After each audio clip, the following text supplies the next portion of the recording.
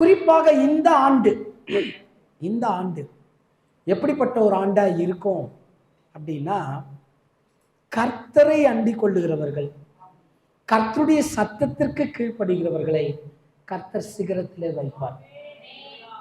அதே நேரத்தில் கர்த்தரை அண்டிக் கொள்ளாமல் அவருடைய வார்த்தைக்கு கீழ்ப்படியாமல் போகும்போது இந்த உலகத்தில் வரக்கூடிய எல்லாம் கஷ்ட நஷ்டத்துக்கும் நம்மள உடன் வரணும்.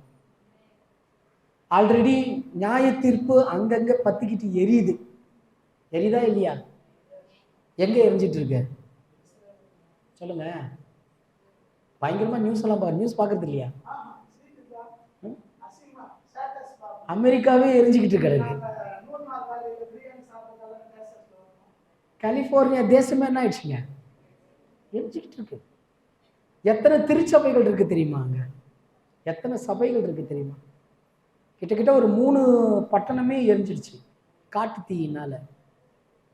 என்ன காரணம் அப்படின்னு சில போதகர்கள் மூலமாக எனக்கு தெரிஞ்ச விஷயம் என்னன்னா, சபையில சத்தியத்துக்கு மாறாக சில வேற காரியங்களை நியமிக்க ஆரம்பிச்சிட்டாங்க.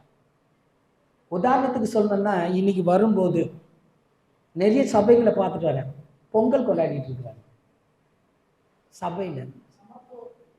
சமத்துவ பொங்கல். நான் பொங்கலுக்கு விரோதமானவன் கிடையாது, அது ஒரு தமிழர் திருநாள், அது நல்ல விஷயம். ஆனால் அந்த உடன்பாட்டை ஒரு விக்கிரக ஆராதனையா செய்யக்கூடாது. அந்த உடன்பாட்டை ஒரு விக்கிரக ஆராதனை செய்ய. மூட நம்பிக்கை, விக்கிரக ஆராதனை கிறிஸ்தவத்துக்கு புறம்பானது. அது ரெண்டுத்தையும் அக்செப்ட் பண்ணவே முடியாது. ஜனங்கள் என்ன பண்றாங்கன்னா, இந்த பொங்கல்ன்றது மிக முக்கியமான ஒரு காரணம் என்னன்னா, சூரிய கடவுளுக்கு செய்யறது. என்னதுங்க தெரியுமா?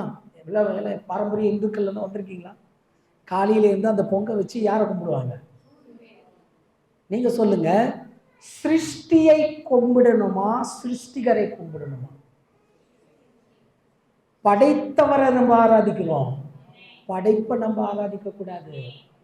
ஆனா இன்னைக்கு உலகம் என்ன பண்ணுது? சபைகள் அதோடைய அர்த்தம் தெரியாம படைப்பை ஆராதனை பண்ணிட்டு. கேட்டா ஒருத்தர் சொல்றாரு, இயேசு நீதியின் சூரியன். அவர் நீதியின் சூரியன், மேலே எறிகிற சூரியன் இல்லை. அதான் தெளிவு வேணும். தெளிவு இல்லைன்னா ரொம்ப கஷ்டம். அதனால தான் இயேசு கடைசி நாட்களை குறித்து சொல்லும் போது சொன்னார், முதல் வார்த்தை இப்படிதான் ஆரம்பிச்சாரு, வஞ்சிக்கப்படாதிருங்கள்.